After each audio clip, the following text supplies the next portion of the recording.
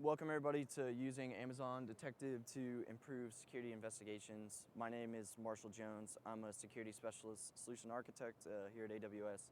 I've been here roughly 3 years in a couple different roles. I was in professional services and now I'm a security SA focusing on the AWS security services and how customers can scale and operationalize them to improve the security posture of their AWS environment. I'm accompanied by Jason Champ, who I will let introduce himself. Hey folks, Jason Champ. I'm an enterprise solution architect. I've been at Amazon for about 2.5 years, and so very excited to talk to you today about Detective. All right, so we'll go ahead and get started. So what are we gonna cover in this conversation? I'm gonna give an overview of what Amazon Detective is, where it kind of sits in the overall security services portfolio. And then we're going to talk about some of the use cases that customers use AWS or Amazon Detective for today and kind of how does that help them in their day-to-day security operations. We're going to go through a new feature that was announced yesterday. So if you watch the keynote, there was a new feature launched for Amazon Detective, and we're going to go over what that is and how can that help. And then the second half of the conversation, Jason is going to run through different incident investigation scenarios. One focused on EC2, one focused on EKS, so that will be a pretty cool thing to see if you haven't ever seen it before. All right, so getting started. Many folks, if you're kind of looking at the different AWS security services, many folks are running workloads in Amazon Elastic Kubernetes Service or EKS. You have EC2 workloads out there. You might have a lot of data in S3. IAM is going to fit into really everything you do in AWS. So the different security services that I mainly focus on, right, is Amazon GuardDuty that helps with continuous threat detection and searching for suspicious or malicious activity in the environment.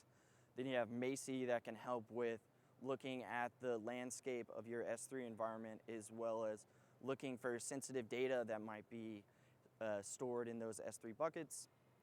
You have an Inspector, which is a continuous vulnerability scanning service that looks for vulnerabilities in either EC2 or container images stored in ECR. Security Hub kind of is that central point across these different security services to help aggregate findings and take action. It also provides functionality for cloud posture management through security checks to look at the configuration of an environment.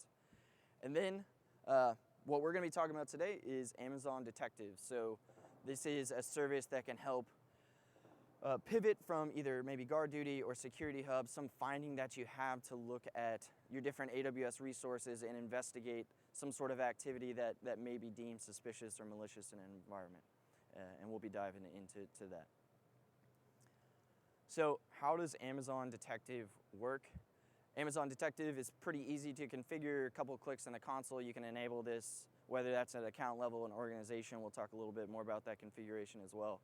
It automatically starts collecting various logs through back channels, so it doesn't require you to enable these logs yourself, although there's certainly benefits to collecting these logs outside of that as well, so certainly keep that in mind. But collecting CloudTrail, VPC flow logs, Amazon GuardDuty findings, and now, as of yesterday, Amazon EKS audit logs. So Detective is gathering those logs for you. It stores them for a year's period of time and then scales the infrastructure needed to collect logs across the biggest environments that our AWS customers are running. So really handling that management of that data at scale in the back end. And then providing pivot points with either Security Hub, GuardDuty, or other partner products out there to pivot into Detective. And then ultimately what we're trying to solve with Detective is get to that root cause of what is this finding, what's going on with this resource, and answer questions when we're doing some sort of investigation or looking into some sort of AWS resource. So there's really a few different components to Detective kind of in the background that we want to think about as we look into the investigations later. Behind the scenes, Amazon Detective is run by a behavior graph technology, and really what this is doing is it's putting the different pieces of the puzzle together. So the VPC flow logs and the CloudTrail and these different log sources, and understanding this finding is associated with this instance, and that instance is associated with this IP address, and putting those pieces of the puzzle for security professionals to more easily understand what's going on with an AWS resource. It's also profiling these different AWS resources, so it understands what's normal for this activity, what's a normal level of API calls over a certain period of time, right, 45 days, and that can be changed in the console, and Jason's going to go over a little bit of that, and so will I, about baselining of that different traffic and understanding different variations very easily and visually in the console. And then it also provides context into potentially anomalous behavior associated with different AWS resources. So say, for example, you have an IAM role that is always making API calls from Boston, and then they start making API calls from, let's say, Montana. That would be abnormal activity. It's maybe never been seen before in the last 45-day period.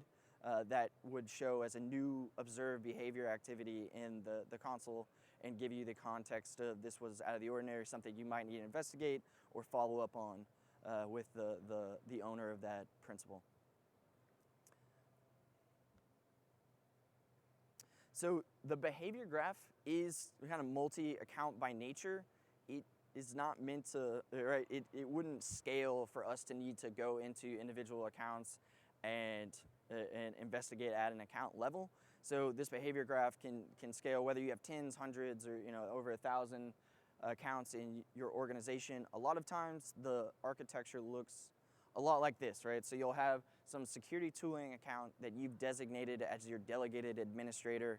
This is really a way to do a separation of duties. US security professionals are probably working out of the security tooling account for your investigations, and you're using Detective not at an account level but across your entire organization and getting that organizational-wide context to kind of scale your activities and make it easier for you.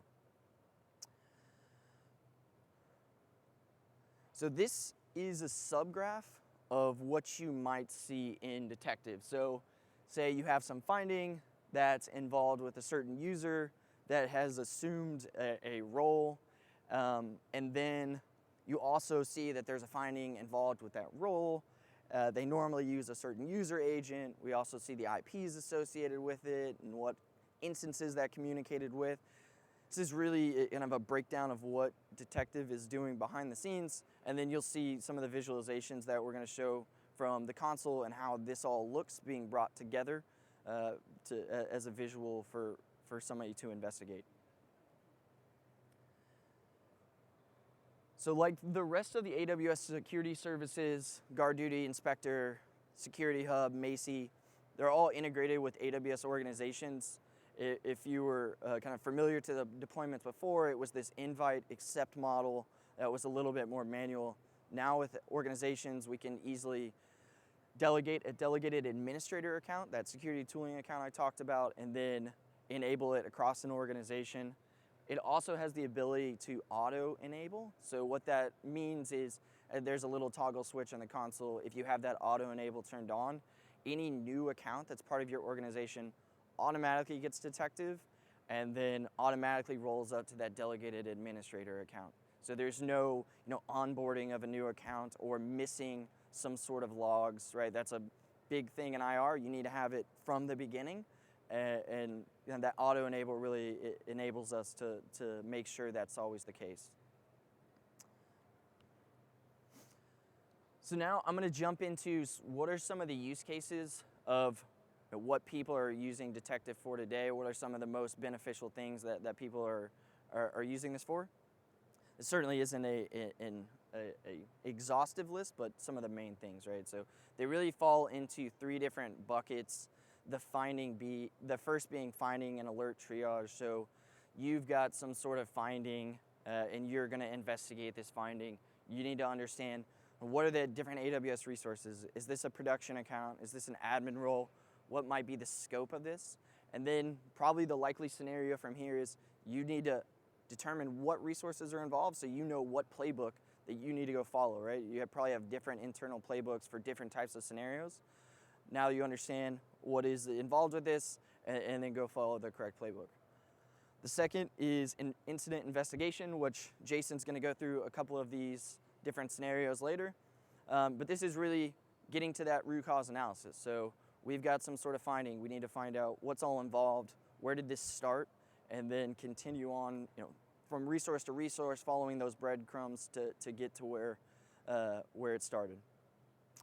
And then the third is threat hunting. So think of, you're an analyst, you're some intelligence team, you need to understand maybe there's a different IP in question in your environment that was deemed suspicious or malicious. You need to go understand what has that been communicating with in your environment across the last 3 months, maybe 6 months ago. Go find out what AWS resources have been communicating with this, how has it been communicating with this, and what all is involved with that type of activity. The first use case I want to jump into is finding investigation. So we'll dive deeper into this, but if you've looked through CloudTrail logs before and kind of understand what they look like, right? You're essentially going to have a log for every API call in the environment. Everything you do in AWS is an API call. If you've done any scripting or using the CLI, you kind of understand you got to go know what API calls have been made or what API calls you need to make to perform certain actions. So if you're looking at CloudTrail logs in a raw format, whether that's in the CloudTrail console or some logging solution, you need to understand what API calls might have been made, and then that's how you might go investigate some response. So if you have some finding, you kind of need to have some knowledge of what are the potential API calls, what would you need to do next or look for next. For the finding investigation, this really puts all of this together so that you have the context straightforward visually without having to do a lot of that manual effort. So right here we're looking at a GuardDuty data exfiltration finding, and we're looking at the EC2 instance that's associated with it. A couple points on this slide is that we have a scope time. So this is showing us the time of data. This one specifically is showing us the first time the finding was seen and then the last time the finding was seen. We can change the scope time. So like I said earlier, it's storing it for a year's period of time. We might need to go answer questions like, well, what about the 7 days before this? What about the 30 days after this? We could change the scope time to change our data set and understand what logs we're actually looking at associated with a particular resource. And then we can start answering questions. When was this instance created? What was the role that created this instance? What is the role attached to this instance? From here, it's likely that we click on that role link and we dive into, well, what else has that role been doing? Has it been making certain API calls? If this is a potentially an instance that has a security issue, we might need to continue to look into that data. And then we can very easily see what other findings are associated with this. Does this give us a little bit more insight into a root cause or not? But putting these pieces together instead of having to craft queries to understand, oh, look, there was actually this one instance associated with multiple findings. It makes it a pretty clear and straightforward, hopefully reducing time on an incident investigation. The next scenario is VPC flow log analysis. So if you're familiar with flow logs, you get source, destination, the ENI associated with the traffic, so the potentially attached to some sort of EC2 instance. In this scenario, you kind of need to, if you're searching through these logs, you need to understand, well, who owns this ENI at a certain point in time. You might get hundreds or thousands of records depending on the amount of traffic from this. You need to be able to craft queries and build visualizations to understand that type of traffic. With VPC flow log analysis in Detective, we're building these visualizations for you. And then also you can see the kind of blue line that's going across. That's the baseline that gets built. We kind of know what's normal based on a period of time, and then have the ability to say, look, this is the mean level of traffic. Anything over or under would be either a spike or some decrease in traffic. And we can visually see this from day one without you ever needing to set anything up, right? This is built into the service. And then, importantly, you can search through the VPC flow logs in here. So maybe you need to go look for an IP address. Is it associated with this instance? You can look at port and protocol and see the type of communication. You can see how much data was exchanged, potentially outbound on port 53 to certain IP addresses that are associated with that instance.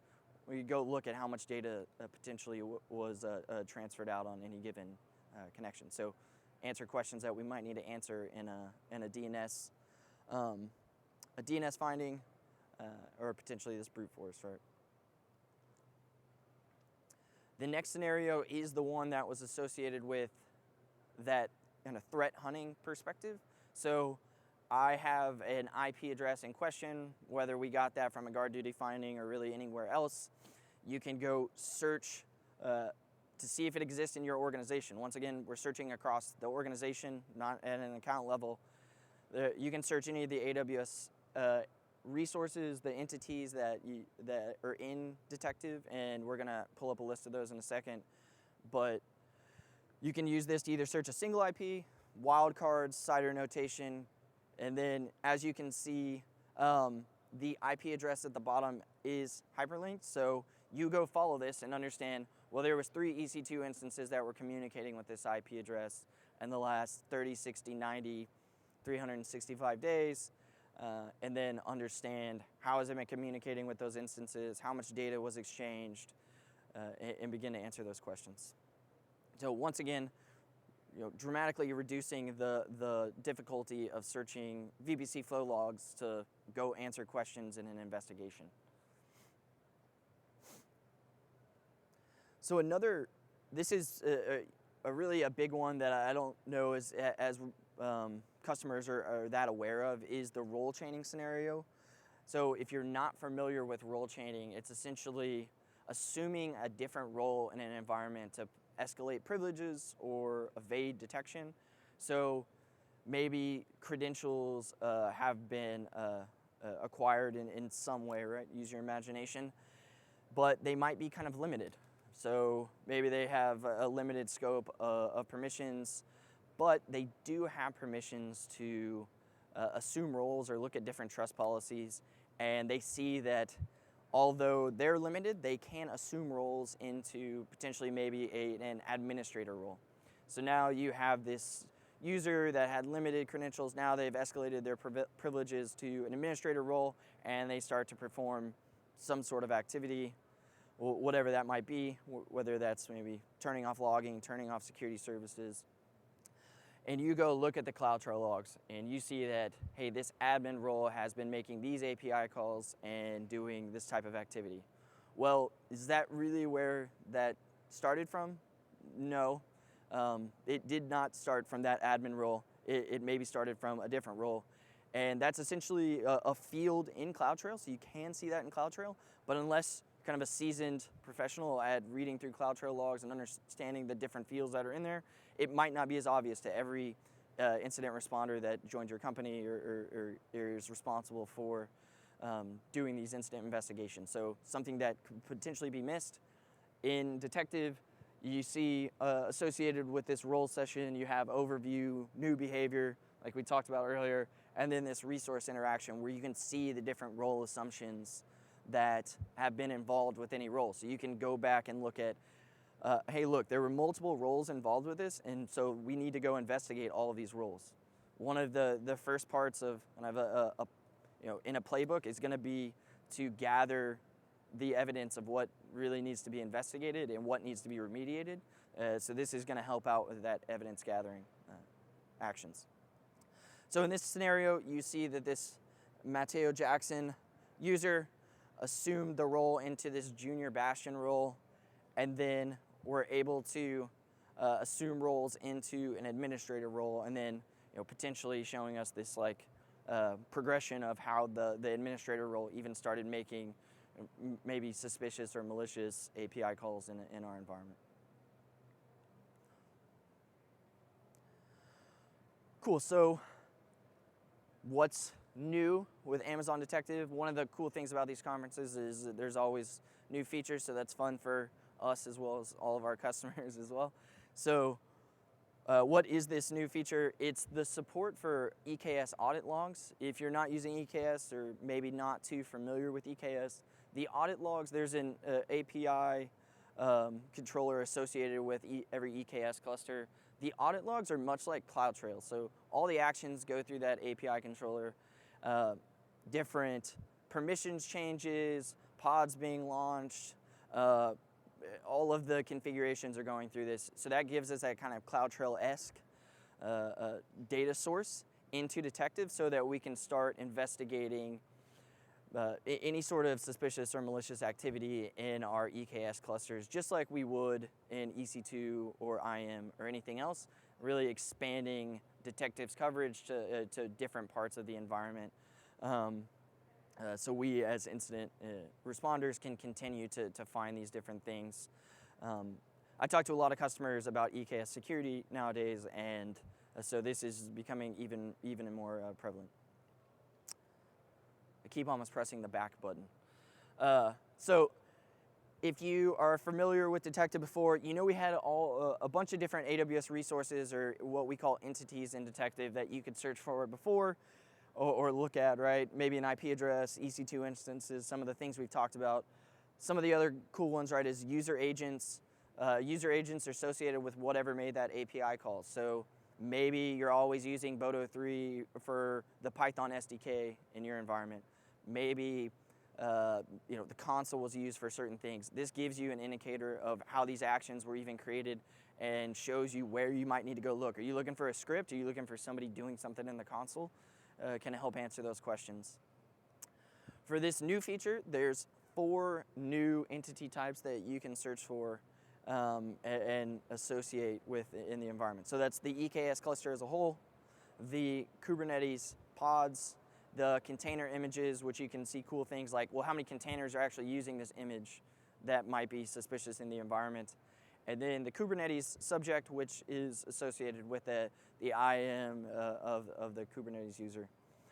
So this vastly expands how we can do our investigations. Say, for example, you have an IP address that's been communicating with some EC2 instance that is potentially suspicious. They also know that you're hosting public applications on EKS, right? And they're probing those EKS. That might be an indication of something a little bit more targeted. It's not just some random, they're looking at some public EC2 instance. They're targeting different applications and different types of workloads across your environment. Very easily see that with that IP searching the use case that we looked up earlier. Now we would be able to see, hey, look, there's EKS clusters, there's other EC2 instances, IAM roles associated with that as well. So you're bringing all these entities together. So, and then further on this is you can see the different log sources that are associated with any different entity type. All right, and with that, I'm going to hand it over to my partner in crime, Jason, to go through the different scenarios. Awesome. Thank you, Marshall. Hey folks, my name is Jason Champ. I'm an enterprise solution architect. I'm going to walk through a couple scenarios here. So imagine you are a security analyst, and what I'm about to describe happens in the middle of the night, and you come in and you've got this mess that you have to clean up. You got to figure this thing out, understand kind of how we even got to this point.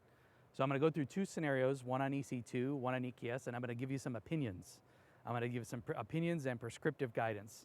Some of these are some concrete things that you can take with you, think about or implement in your organization. So consider this. You're a security analyst. All of this happens in the middle of the night, and there's this dev team. This dev team at your company, and they've launched this public-facing EC2 instance. And not only that, but they've wrapped it in a security group that permits SSH from the public internet. Now, us as security professionals, we would never do that, right? But this dev team, they've just happened to do that. And so, they've permitted SSH from the public internet.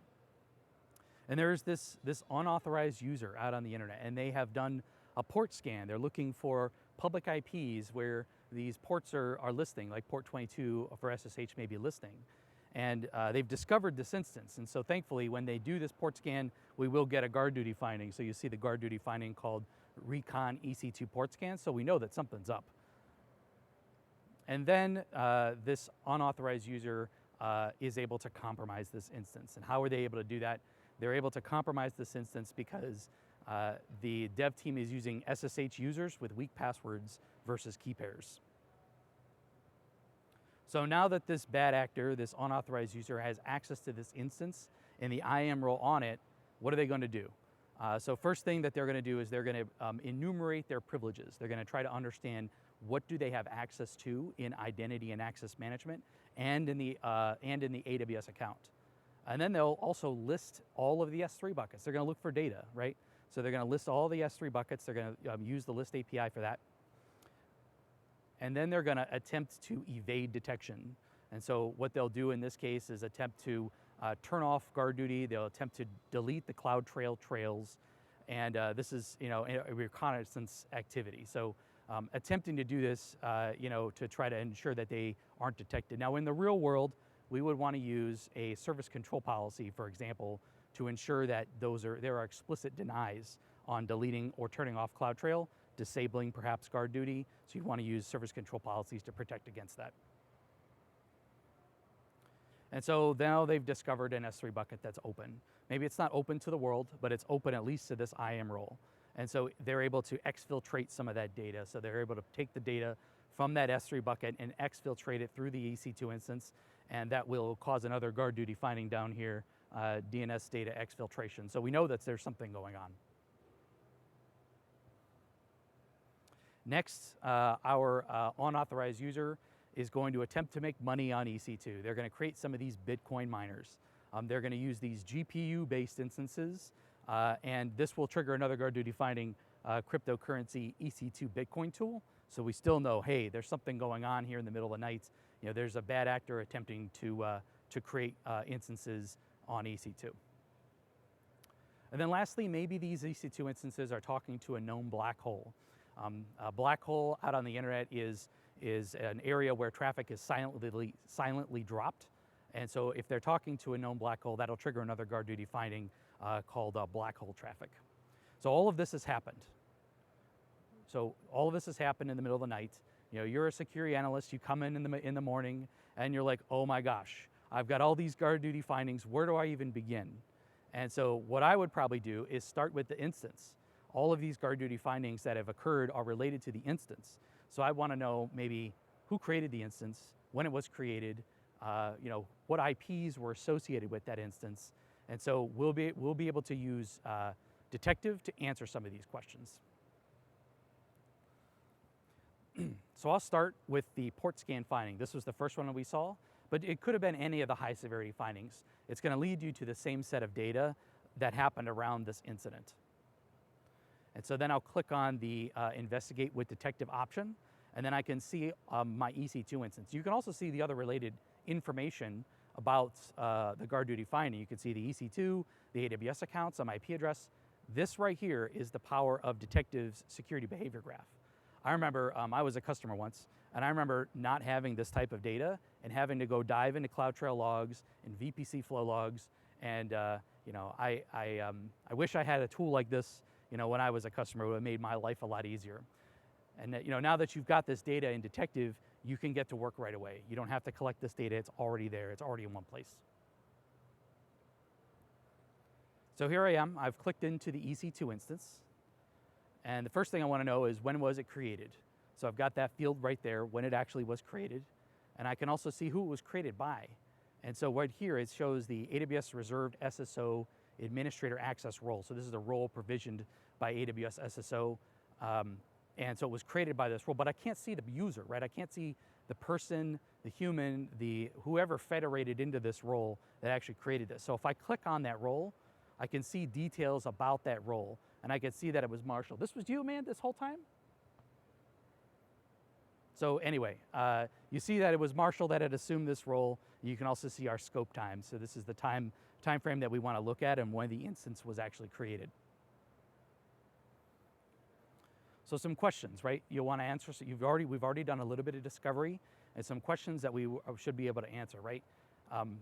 So what else was this role doing? We know that it's created a couple things. We saw some guard duty findings, but we need to dive into those roles and see what else that role has been doing. And was it actually successful or did it fail? We also want to look at those other IP addresses. So other IPs related to our unauthorized actor, to malicious domains. We want to be able to answer some of these questions. So let's use Detective to answer some of these questions. And so here I am, I'm looking at the IAM role and the IAM role and the IP address, and then we can see the reconnaissance activity that this unauthorized user performed while they were, while they had compromised this EC2 instance. And so you can see the first one here, what IAM permissions do I have? It's trying to list those policies, understand the permissions that the role actually can do. And then it's trying to list the S3 buckets. So here's our API call for listing the S3 buckets. And you can also see that they attempted to delete the public access block on those buckets. But thankfully those were failed calls. So they couldn't make the buckets public, but there was still a bucket out there that was able to have its data exfiltrated. And down here, here's the bad actor attempting to cover their tracks. They're trying to delete CloudTrail. And at least in our scenario, there was a service control policy that prevented that. So you see those 60 failed calls. They attempted to delete these trails. They got a failure message that they didn't have access to delete those trails. So moving on, we can look at all of these IPs, right? We can search other IPs for other kind of malicious activity. And maybe you've seen some of these IPs on-prem. Maybe you've seen connections from these public-facing IPs to your edge network firewalls. And so we can search in Detective from IPs that you have found elsewhere. So per Marshall's point on entity searching, it's a great example where you can do this. If you find that there's an IP out there, even AWS or even on-prem, you can plug it right here into the search field and see what results you get. And so if I zero in on that IP, I can see all the related findings, right? So here's a GuardDuty finding related to a known DNS domain where data is commonly exfiltrated. So I can link the two things together between an IP and then various findings in the environment. So one of our other questions was, what else happened, right? What else has been going on within that time frame? And you can see this looks pretty solid, right? Nice set of successful calls, and then you get this weird spike. That doesn't look right, right? So we get this weird spike of successful calls. We also get this spike of failed calls. Now, any program, right, any software that is operating in AWS probably isn't going to run failed calls, right? Like, it'll be successful because that's how the roles have been crafted to support this software. And so a spike like this certainly is suspicious. And then our time frame matches up with our investigation. So let's dive into our specific time frame and understand perhaps how many Bitcoin mining machines were actually created. And so I can do this, yep, there's our time frame. I can do this by looking at the API calls made by this IP under this role during this time. And you can see that there are 60 run instances calls. And so what that tells me is that there were 60 Bitcoin mining machines that were created. And by the way, like, if you want to write automation that kicks off when new EC2s are created, you're looking for this one, run instances. Anytime a new EC2 instance is created, you'll see this, this API call in CloudTrail, run instances, and then you can kick off your other automation. A Lambda function, put something in a queue. When I was a customer, I wrote a ton of automation based off of this, make sure that the tags were right, that the instance was in a maintenance window, that it was being patched. So just, food for thought on future automation that you could introduce for yourselves. And then at this point, you execute your incident response plan, right? That's what we're all here to learn about. And so from an incident response perspective, you'd probably want to revoke all the sessions to the IAM role.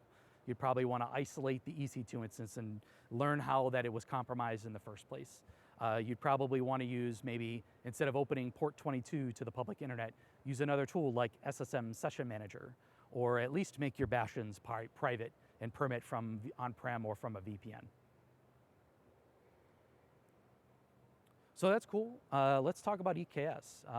Walk you through a scenario using some of the new feature functionality that Marshall mentioned that was released, and then I'll give you some opinions and prescriptive guidance. That's my favorite part, giving opinions. So, all right, let's take a look at the EKS scenario. So here we are.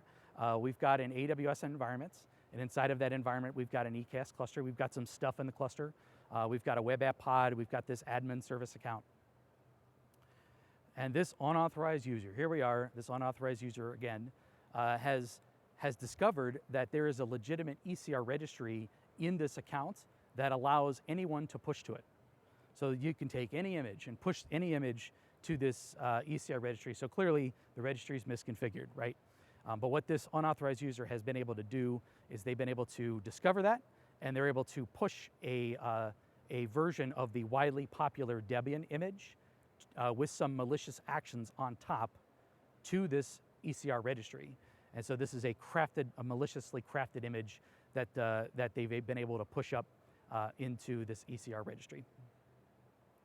And then we have some legitimate users. Maybe this is your EKS admin, this is your cloud admin, your containers group, your DevOps group.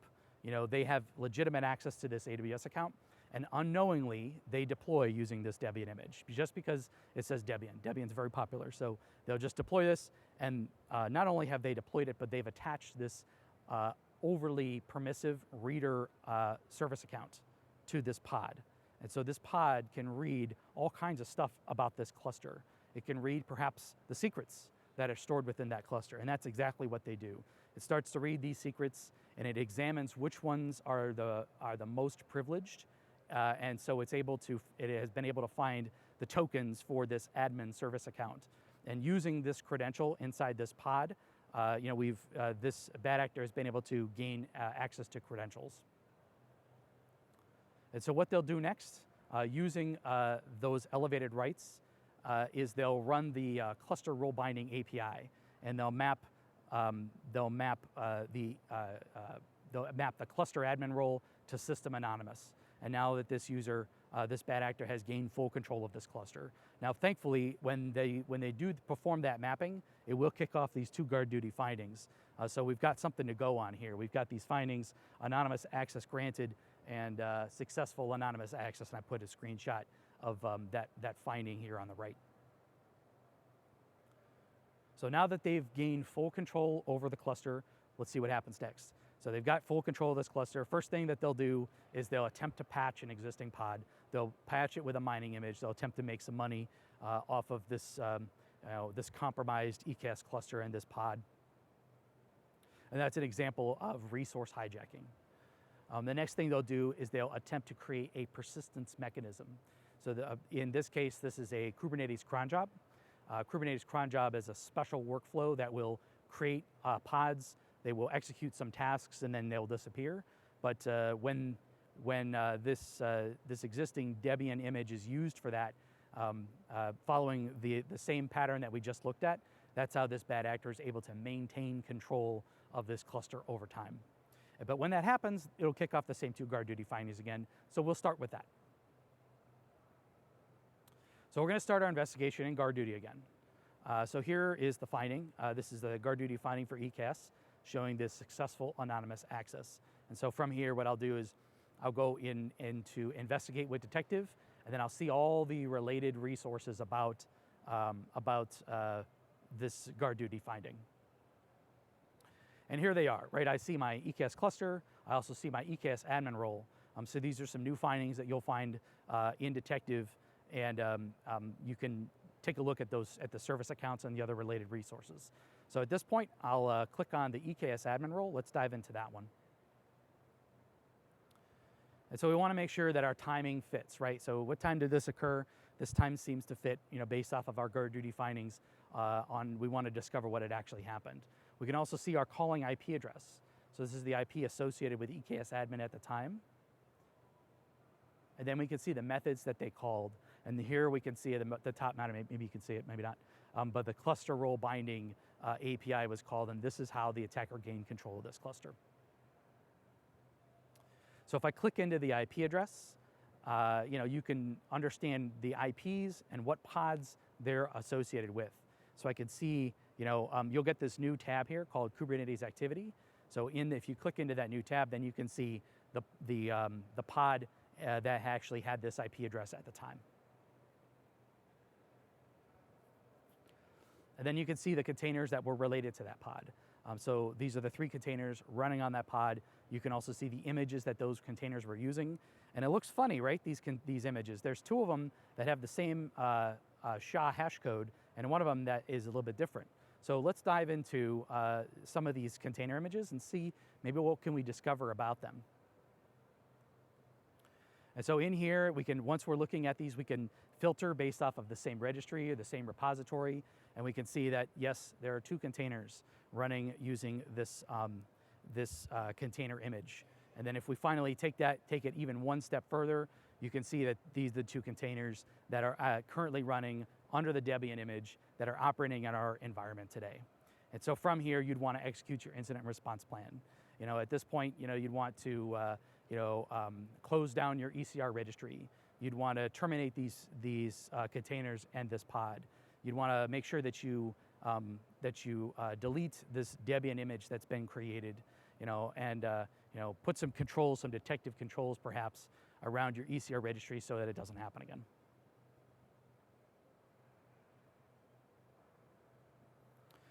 So cool. What does all this mean, right? I want to give you some concrete actions, some things that you can actually take going forward.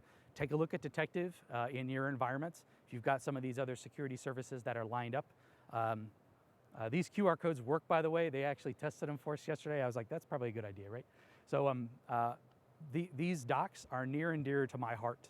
I'm going to tell you why here. So first, take a look at the AWS reference architecture, security reference architecture. So you don't have to take my word for it, right? It's all been written down in this white paper. And so one of the things that I want you to kind of take away from the reference architecture is to have a centralized security AWS account. So this is a security AWS account where you'll delegate admin to for guard duty and for Security Hub and for Detective and maybe Macie and Inspector, and the suite of AWS security services can be delegated to a centralized account. So have that account. That's a good practice. The next one is ensure you're following the AWS organization's best practices for OUs and accounts. I remember when I was a customer, this was years ago, we would put our shared services and our production and our non-production and our security stuff, we put it all into like the same account. And thankfully, like at that time, there wasn't any prescriptive guidance on like how we should be using AWS accounts. But I've got to kind of see the cloud grow up a little bit over time.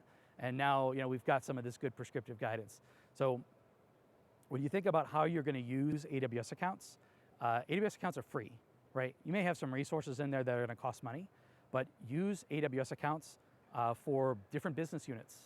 If you need financial transparency, if you want to separate prod from non-prod, create a new AWS account for shared services and for security and for network. Create new AWS accounts for compliance regimes. If you run PCI or HIPAA type of workloads, put those in their own AWS accounts. That will reduce the scope of an audit should you have to do one on those kind of compliant workloads. So yes, use lots of AWS accounts. They can be wired together using Transit Gateway from a network perspective, and then the AWS security services now can have full visibility over that entire suite with a dedicated security account. And the last one, please be sure you follow the security best practices for IAM. This one's near and dear to my heart. And the one point I want you to take away from that doc is please try to wind down the use of IAM users. IAM users don't really have a place anymore.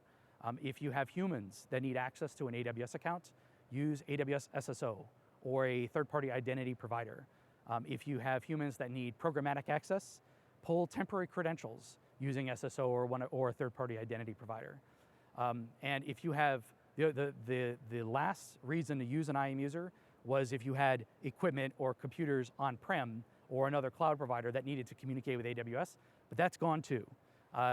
Check out IAM Roles Anywhere. So there's a session on that, IAM Roles Anywhere, where you'll install a certificate on your on-prem equipment, and those credentials will automatically rotate, and you don't have to have persistent long-term credentials on your on-prem equipment. And we've been waiting, at least for me, been waiting for that for a long time. So check out IAM Roles Anywhere. I'm sure they've got a session at Reinforce. And the last bit here, this is a little bit of a shameless plug. Check out the AWS Activation Days. So at an Activation Day, we're going to tell you about these topics. We're going to do a workshop together, and I'll walk you through how to enable these AWS services in your own account. Now, you don't have to enable it in your account, but I'm going to give you time to do it. And I'll walk you through exactly the steps that you would need to take to actually activate some of these services. So check some of these out. I'll be participating in some of them, so hopefully get to see some of you there. And that's it. Thank you very much. My name's Jason Champ, my colleague Marshall Jones. Really appreciate you guys coming out first thing in the morning here. And please do the survey. Please do the survey. I will read all the feedback. Please do the survey. Yes, thank you very much. Marshall and I will be up here for any questions. Otherwise, I appreciate it. Thank you so much.